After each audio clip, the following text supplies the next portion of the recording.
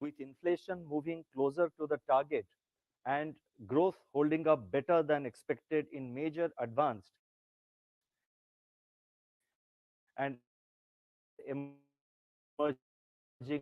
market economies. On the other hand, points in different parts of the world, with disruptions in the Red Sea being the latest in the series, impart uncertainty to the global macroeconomic outlook. In this unsettled global environment, the Indian economy has performed remarkably well in the recent years. Growth is accelerating and outpacing most of the forecasts, while inflation is on a downward trajectory. At the current juncture, India's potential growth is propelled by structural drivers like improving physical infrastructure, development of world-class digital and payments technology, ease of doing business, enhanced labor force participation, and improved quality of fiscal spending. Our multi-pronged, proactive, and calibrated policies on the monetary, regulatory, and supervisory fronts have worked well to maintain and strengthen macroeconomic and financial stability. Let me now turn to the decisions and deliberations of the Monetary Policy Committee meeting, the Monetary Policy Committee, which met on 6th, 7th, and 8th of February, that is culminating today. After a detailed assessment of the evolving macroeconomic and financial developments and the outlook, the Monetary Policy Committee, that is MPC, decided by a 5-to-1 majority to keep the policy rate unchanged at 6.5%. Consequently, the standing deposit facility rate remains at 6.25%, and the marginal standing facility, that is MSF rate, and the bank rate at 6.75%. The MPC also decided by a majority of 5 out of 6 members to remain focused on withdrawal of accommodation to ensure that inflation progressively aligns with the target while supporting growth. I shall now briefly set out the rationale for these decisions. The momentum in domestic economic activity continues to be strong. Headline inflation, after moderating to 4.9% in October, rose to 5.7% in December 2023. This was primarily due to food inflation, mostly vegetables. The softening in core inflation, that is CPI inflation excluding food and fuel, continued across both goods and services, reflecting the cumulative impact of monetary policy actions as well as the significant softening in commodity prices.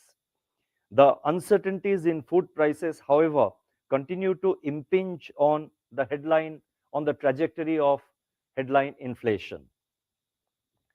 Taking into account this growth inflation dynamics and the fact that transmission of the cumulative 250 basis points policy rate hike is still underway, the MPC decided to keep the policy repo rate unchanged at 6.5%. The MPC will carefully monitor any signs of generalization of food price pressures which can fritter away the gains in easing of core inflation. Monetary policy must continue to be actively disinflationary to align inflation to the target of 4% on a durable basis. The MPC will remain resolute in this commitment.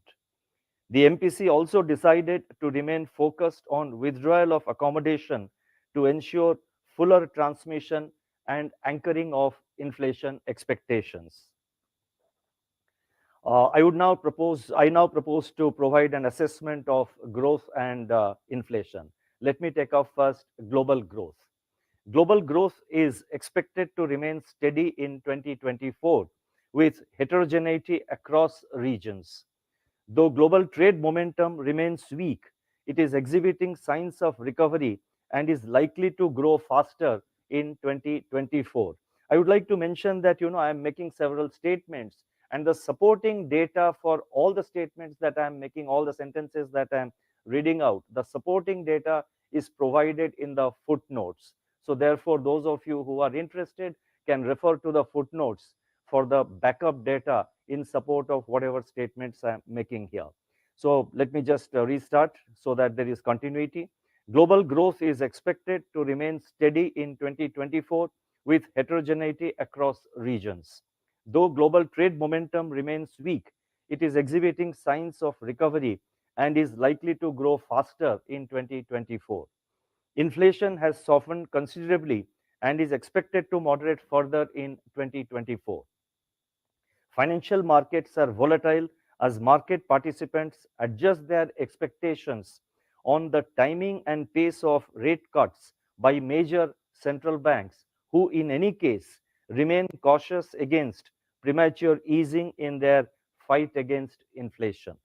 Amidst the current headwinds, elevated level of public debt is raising serious concerns on macroeconomic stability in many countries. Now, this is a new point which I am just introducing, which I am talking about in this MPC, because this aspect, I think, is an important aspect and it will impact the future trajectory of global financial stability and global financial system.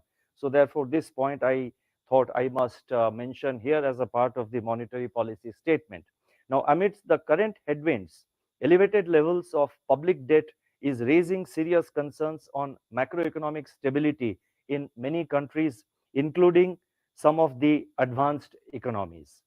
Global public debt to GDP ratio is projected to reach 100% by the end of this decade. The public debt levels in advanced economies, in fact, are much higher than those in the emerging market economies. The challenges of debt sustainability in an environment of high interest rates and low growth at the global level can become new sources of stress. Reducing debt burdens is necessary to create fiscal space for new investments in priority areas, including green transition. Now, in this context, so far as India is concerned, going by the budget which has now been presented, I think government is adhering to a path of fiscal consolidation. And as per the projections made by the International Monetary Fund also, India's that is general government, the debt of both central and state governments are expected to moderate in the years to come. This is just a point of information to put things in the context. Domestic growth. Domestic economic activity remains strong.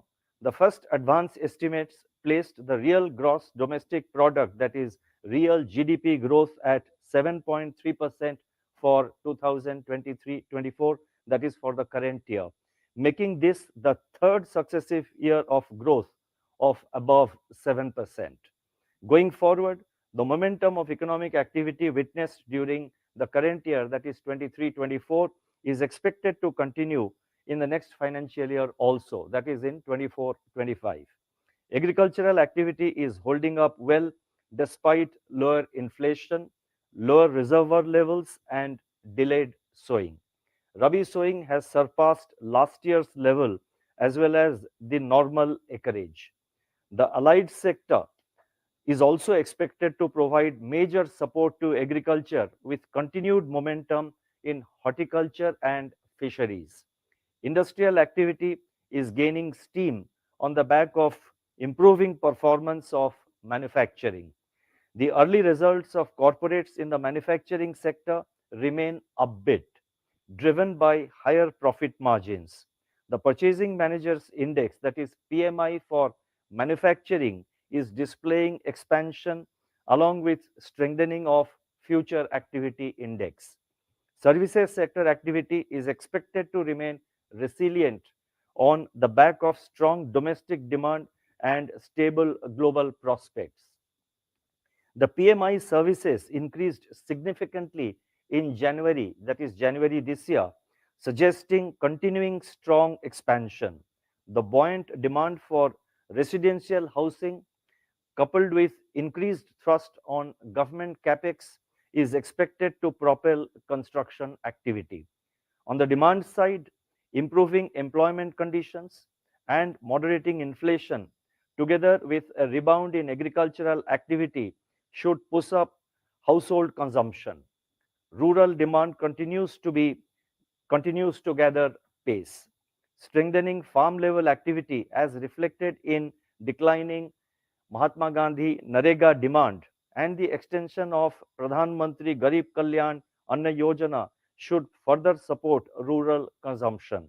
Urban consumption remains strong on the back of improved income levels.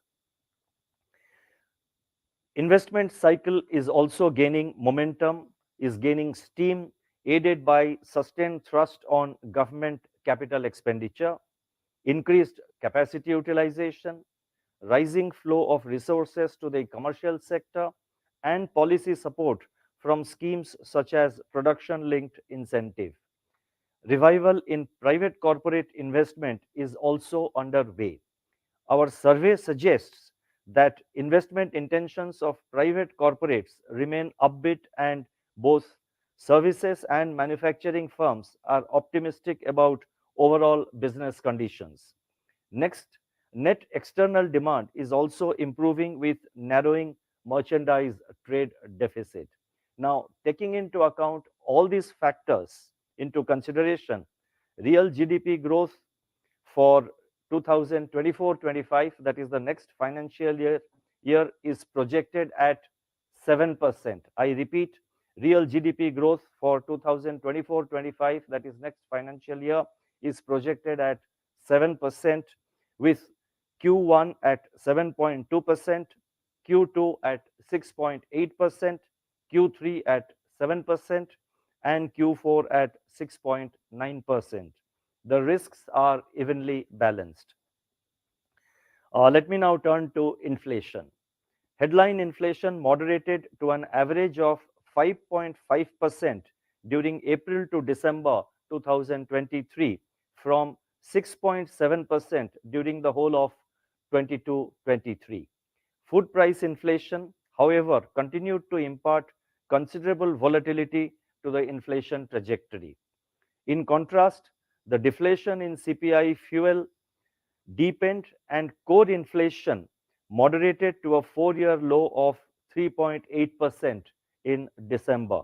The decline in core inflation continued to be broad-based, with inflation remaining steady or softening across its constituent groups and subgroups.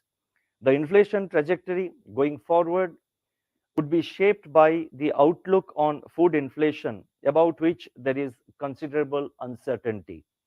Adverse weather events remain the primary risk, with implications for the Rabi crop. Increasing geopolitical tensions are also leading to supply chain disruptions and price volatility in key commodities, especially crude oil. On the positive side, the progress in Rabi sowing has been satisfactory and augurs well for the season. Prices of key vegetables, especially onions and tomatoes, are registering seasonal price correction. Taking into account these factors, CPI inflation, that is consumer price headline inflation, is projected at 5.4% for the current year, that is 23-24. So that is for the current year 23-24, we are projecting CPI inflation at 5.4%, with the fourth quarter, that is the current quarter, projection of 5%. Now, assuming a normal monsoon for the next year, CPI inflation for the next financial year 24-25 is projected at 4.5%. I repeat, CPI headline inflation for next financial year 24-25 is projected at 4.5%, with Q1 at 5%, Q2 at 4%, Q3 at 4.6%, and Q4 at 4.7%. The risks are evenly balanced. Now, what do these inflation and growth conditions, what do they mean for monetary policy? Let me try an answer. Inflation has seen a significant moderation from the highs of the summer of 22. That is the summer of 2022. Over the last 2 years, monetary policy has prioritized inflation over growth, undertaking calibrated increase in policy repo rate by 250 basis points and withdrawal of stimulus measures. Monetary policy was supported by proactive supply side measures by the government. That said, the job is not yet finished, and we need to be vigilant about new supply shocks that may undo the progress we have made so far. Headline inflation has remained high and has seen considerable volatility, moving in a range of 4.3% to 7.4% during the current financial year. Recurring food price shocks could interrupt the ongoing disinflation process, with risks that it could lead to de-anchoring of inflation expectations and generalization of the price pressures. Adding to these are the renewed flashpoints on the geopolitical front, including supply chain disruptions. Importantly, the CPI inflation target of 4% is yet to be reached. Monetary policy in the midst of these lingering uncertainties has to remain vigilant to ensure that we successfully navigate the last mile of disinflation. Now, the last mile of disinflation is always the most challenging, and that has to be kept in mind. Stable and low inflation at 4% will provide the necessary bedrock for sustainable economic growth. This point is very important because if we are interested in the long term growth of our economy, then we need a regime of low and stable inflation. That is why we remain focused on bringing the inflation, to align the inflation to the target on a durable basis. I would now like to focus on the liquidity and financial market conditions, about which there is a lot of interest in the financial markets and also elsewhere. After remaining in surplus during April-August 2023, system-level liquidity turned into deficit from September after a gap of 4.5 years. Adjusted for government cash balances, potential liquidity in the banking system is still in surplus, and that may surprise you. But adjusting for government cash balance, potential liquidity in the system is still in surplus.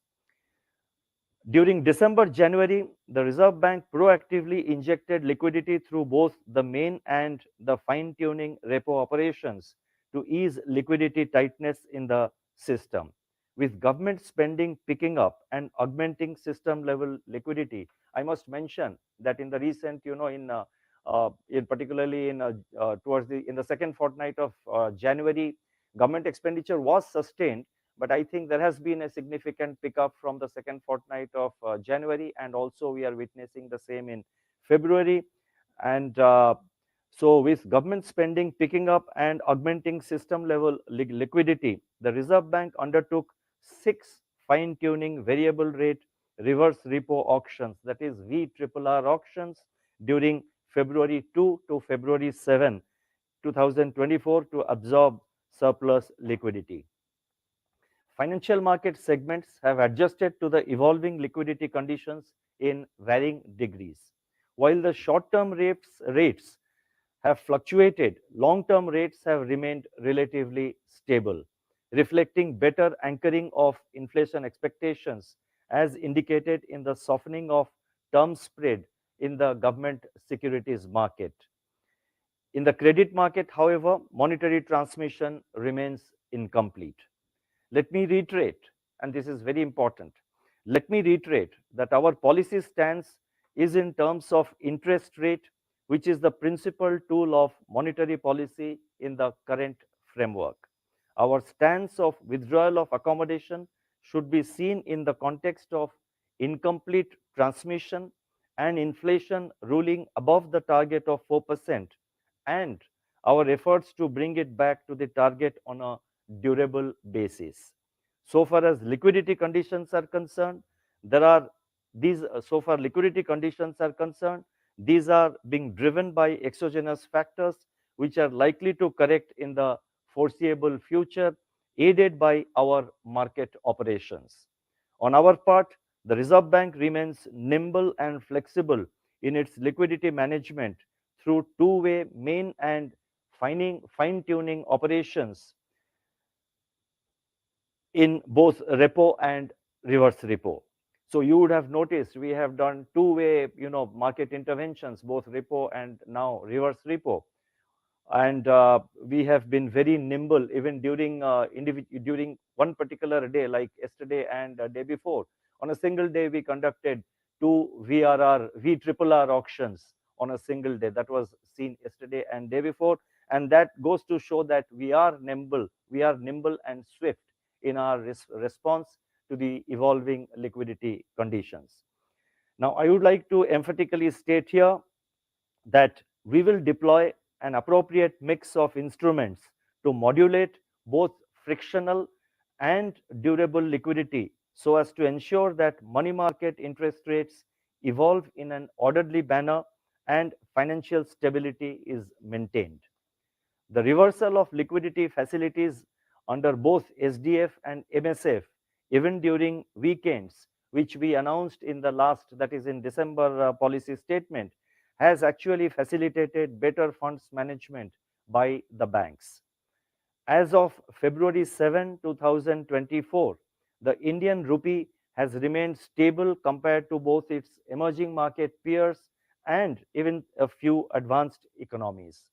In terms of coefficient of variation, the Indian rupee exhibited the lowest volatility in 2023-24 as per the data available between April to January of the current financial year. Now, this I'm saying compared to the corresponding period in the previous 3 years. Let me reiterate that the exchange rate of the Indian rupee is market determined. Its relative stability in the recent period, despite a stronger US dollar and elevated US Treasury yields, reflects the strength and stability of the Indian economy, its sound macroeconomic fundamentals, financial stability, and improvements in India's external position, particularly the significant moderation in current account deficit, comfortable foreign exchange reserves, and return of capital flows. Now, the confluence of all these factors put together have ensured that the Indian rupee, the exchange rate of the Indian rupee, has remained fairly stable over the last 1 year or so. I would now like to touch upon financial stability. The domestic financial system remains resilient with healthy balance sheets of banks and financial institutions.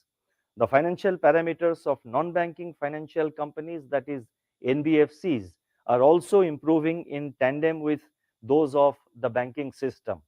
Good governance, robust risk management, sound compliance culture, and protection of customers' interest are of paramount importance for the safety and stability of the financial institutions as well as that of individual financial institutions. The Reserve Bank lays great emphasis on these aspects. We expect the regulated entities of the Reserve Bank to accord the highest priority to these functions. External sector is the next area on which I would like to touch upon. India's current account deficit declined sharply to 1% of GDP in the second quarter of 2023-24, that is second quarter of the current financial year, from 3.8% in the second quarter of the previous year. Going ahead, the net balance under services and remittances is expected to remain in large surplus, partly offsetting the trade deficit. India's services exports remained resilient in October to December this year, driven by software, business, and travel services. Moreover, with around 10.2% share in world telecommunications, computer, and information services exports, India is a significant player in the world software business. According to the World Bank, with an estimated US dollar 135 billion inward remittances in 2024. I repeat, the World Bank estimates the inward remittances for India to be in the order of US dollar 135 billion in 2024. Now, with this, India would remain the largest recipient of remittances globally. Thus, current account deficit for both 2023-24 and 24-25 are expected is expected to be eminently manageable. On the financing side, net foreign direct investment stood at US dollar 13.5 billion in April to November 2023, as compared with US dollar 19.8 billion a year ago. Foreign portfolio investment, that is FPI investment, witnessed a sharp turnaround during 2023-24, that is current year, up to February 6, with net FPI inflows of US dollar 32.4 billion as against net outflows of 6.7 billion a year ago. Net accretions to non-resident deposits and net inflows under external commercial borrowings were also higher during the current year. As on February 2, 2024, India's foreign exchange reserves stood at US dollar 622.5 billion. Vulnerability indicators suggest greater resilience of India's external sector. We are confident of comfortably meeting all our external financing requirements. I shall now announce certain additional measures, and some of these measures are very important, so I request your patience.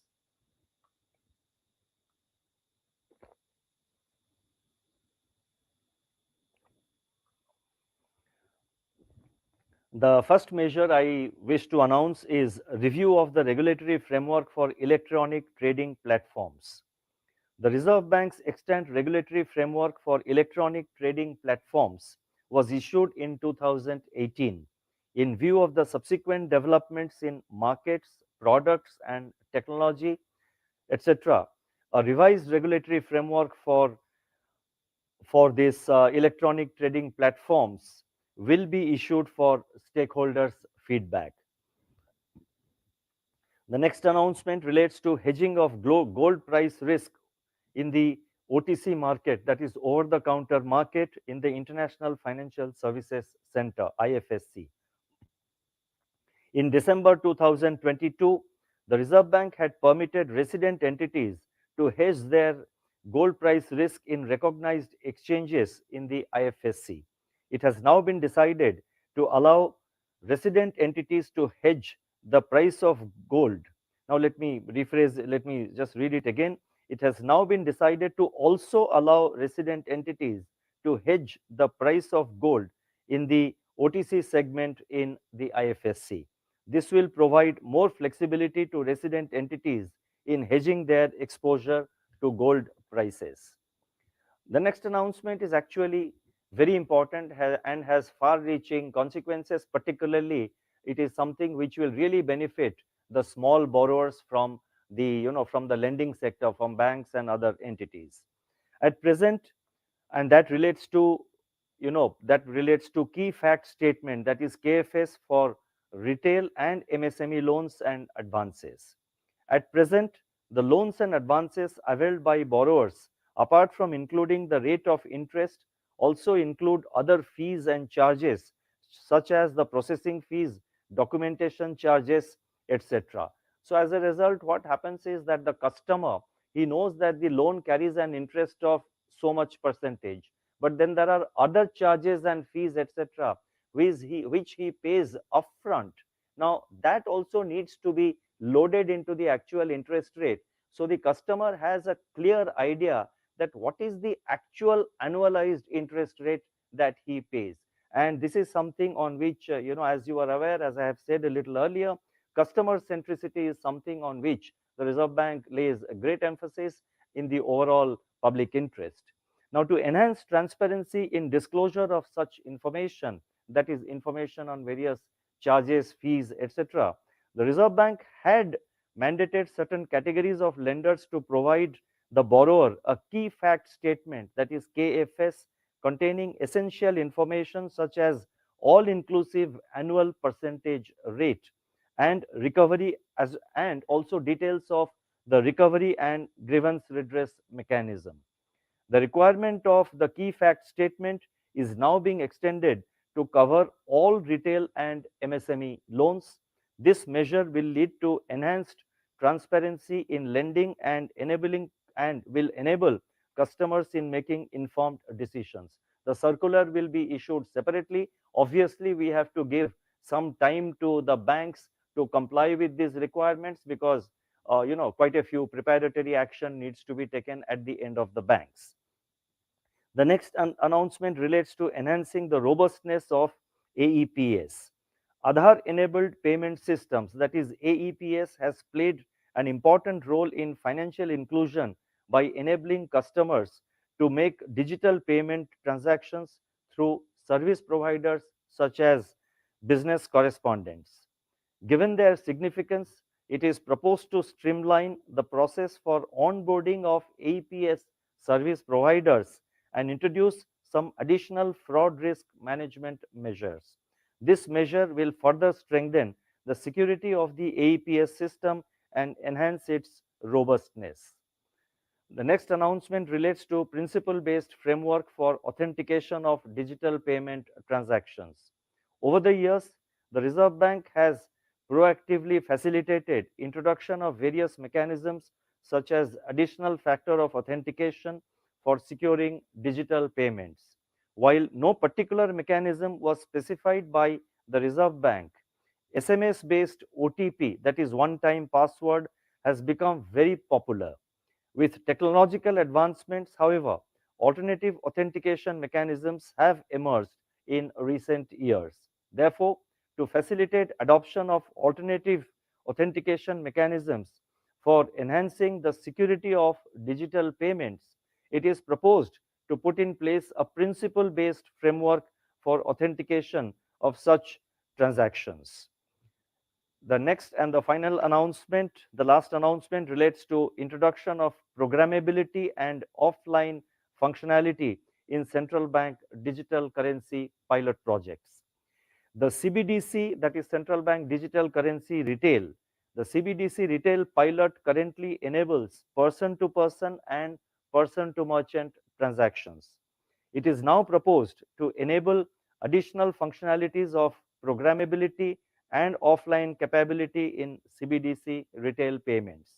Programmability will facilitate transactions for specific or targeted purposes, while offline functionality will enable these transactions in areas with poor or limited internet connectivity. I now propose to conclude. The Indian economy is making confident progress on a strong, sustained, and transformative growth path. Domestic and international investors are reposing greater confidence on India's economic prospects. In our assessment, the current setting of monetary policy is moving in the right direction, with growth holding firm and inflation trending down to the target. Therefore, much has been achieved, but we must remain vigilant. Policymaking during uncertain times has to be based on a continuous assessment of the incoming data and its implications for the evolving outlook. We reaffirm our commitment to bring down inflation to the target of 4% in a timely and sustainable manner. Price and financial stability are the foundations for strong, sustainable, and inclusive growth. Our endeavor all along has been to take a holistic approach to keep the economy in balance. We must not only preserve the hard earned strength and stability of the Indian economy, but also build on this further for a long haul of higher growth with price and financial stability. In the current environment, what Mahatma Gandhi said long ago remains very relevant, and I quote, I am moving cautiously, watching myself at every step. I repeat, I am moving cautiously, watching myself at every step. But there is the fixed determination behind every act of mine. Thank you. Namaskar.